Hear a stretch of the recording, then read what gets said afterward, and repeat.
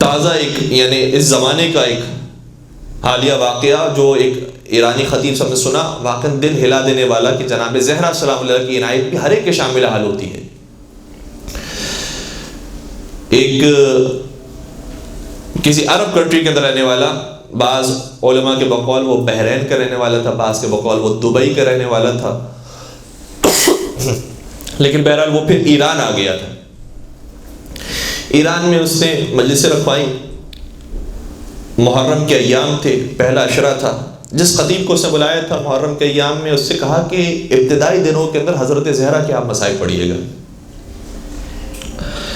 تو صاحب خانہ سے انہوں نے کہا کہ بھائی محرم کے تو خود اپنے مخصوص مصائب ہوتے ہیں، جناب حر کا ذکر ہوتا ہے، کربلا کا ذکر ہوتا ہے، پھر باقی شہداء کربلا کا ذکر آتا ہے، تو یہ مناسبت نہیں بنتی حضرت زہرا کے مصائب کی، اس لیے اگر آپ کہیں تو میں کربلا والوں کا ذکر کروں۔ کہا کہ نہیں، میرا دل یہ ہے، میرا اصرار یہ ہے کہ نہیں، آپ شروع کے کچھ ایام میں 2-3 دنوں میں کم از کم آپ بنت رسول کے مصائب کا ذکر کریں۔ وہ مجبور ہو گئے کہ صاحب خانہ کی فرمائش ہے، اس لیے انہوں نے پڑھ دیے مصائب۔ کچھ دن گزرنے کے بعد انہوں نے صاحب خانہ سے کہا کہ کیوں آپ اتنا اصرار کر رہے تھے کہ حضرت زہرا کے مصائب پڑھیں، حضرت زہرا کے مصائب پڑھیں، کیا کوئی خاص عقیدت ہے، کیا وجہ ہے آپ کو؟ انہوں نے کہا کہ ایک راز کی بات ہے، کیونکہ کوئی اور نہیں ہے اس لیے میں آپ کو بتا رہا ہوں۔ بات یہ ہے کہ میں پہلے شیعہ نہیں تھا، میں پہلے حضرت زہرا کا ماننے والا نہیں تھا۔ میں عرب کنٹری کے اندر رہتا تھا اور بہت زیادہ پیسے والا تھا۔ شادی ہوئی، پروردگار نے مجھے ایک بہت پیاری سی بیٹی عطا فرمائی، اور واقعاً اگر بیٹی باپ کو مل جائے اور پھر باپ اپنی اس لخت جگر کو دیکھتا رہے، پوری زندگی اس کی وہی ہوتی ہے۔ وہ عرب اپنی کہانی بتاتے بتاتے کہہ رہا تھا کہ جیسے جیسے ہی میری بچی بڑی ہوتی گئی نا، اس کی محبت میرے دل میں اور پیدا ہونے لگی۔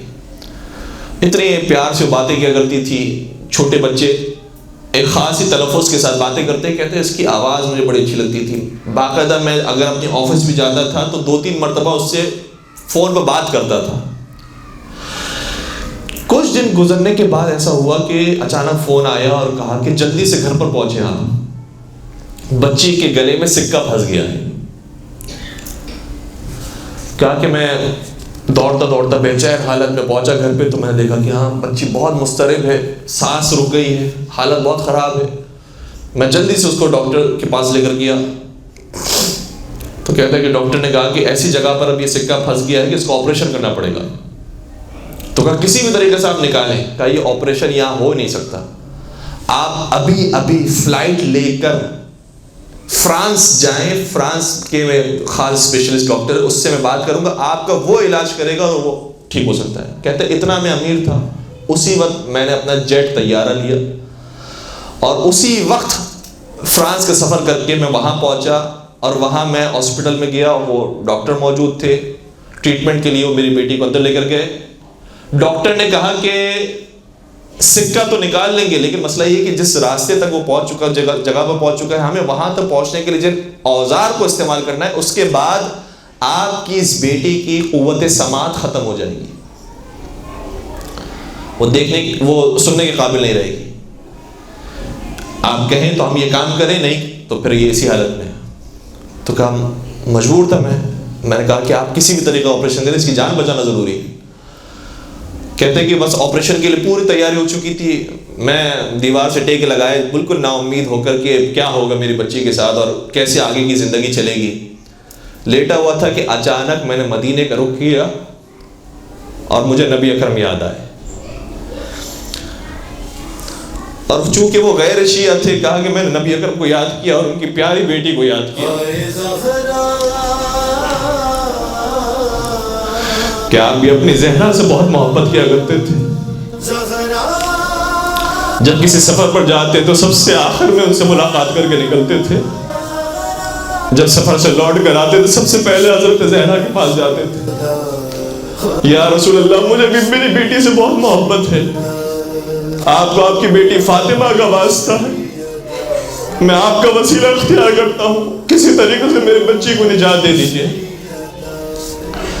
کہتے ہیں میری حالت عجیب ہو گئی، حضرت فاطمہ کو یاد کرتے کرتے، پیغمبر کو یاد کرتے کرتے، یہاں تک کہ ڈاکٹرز باہر آئے اور خوشخبری دینے لگے، کہنے لگے کہ حضرت عیسیٰ نے تیرے بچی کو بچا دیا، حضرت عیسیٰ نے شفا دے دی۔ کہتے ہیں میں دل میں سمجھ گیا جس عیسیٰ کی یہ بات کرتا ہوں وہ عیسیٰ نہیں ہے، وہ فاطمہ زہرا ہے۔ دوڑتا ہوں میں اپنے بچی کے پاس گیا اور بچی کو سینے سے لگایا، نیم بے ہوشی کی حالت میں تھی۔ بچی بات کرنے لگی تو کہنے لگی بابا جان آپ کو پتا ہے آپ چلے گئے تو کچھ دیر کے بعد ایک خاتون میرے پاس آئی، اس نے مجھے سینے سے لگایا اور سینے سے لگانے کے بعد اپنا دست مبارک اپنا ہاتھ میری پشت پر مارا تو یہ سکہ خود بخود باہر آ گیا۔ اور جب وہ بی بی جانے لگی تو ایک جملہ کہا کہ اپنے بابا کو یہ کہنا کہ جتنی محبت اس کو اپنی بیٹی سے اس سے زیادہ محبت میرے بابا کو اپنی بیٹی سے تھی۔ اگر تو اپنی بیٹی کے لیے اتنی سی تکلیف برداشت نہیں کر سکا، ہائے مدینہ جس کے اندر اسی بچی کو جلتے ہوئے دروازے کے ساتھ پیس دیا گیا اور ان کی قبر بناتے بناتے مولا متقیہ جنت البقیع تک آ گئے۔ یا رسول اللہ میں آپ کی بیٹی کو کہاں دفناؤں؟ رات کی تاریکی ہے، کوئی ساتھ دینے والا نہیں، میں آپ کی قبر کے پاس دفناؤں، آپ کے منبر کے پاس دفناؤں یا جنت البقیع میں جا کر دفناؤں؟ صبت علی مصائب لو انہا صبت علی الایام سرن لیالیا۔ بابا آپ چلے گئے، آپ کے جانے کے بعد ایسی مصیبتیں مجھ پر آئی کہ روز روشن پر پڑتی تو تاریک راتوں میں تبدیل ہو جاتی۔ الا ولعنۃ اللہ علی القوم الظالمین وسیعلم الذین ظلموا ای منقلب ینقلبون۔ پالنے والے بحق فاطمہ و ابیہا و بعلہا و بنیہا، ہم سب کو حضرت زہرا کے چاہنے والوں میں و محبوں میں شامل فرما۔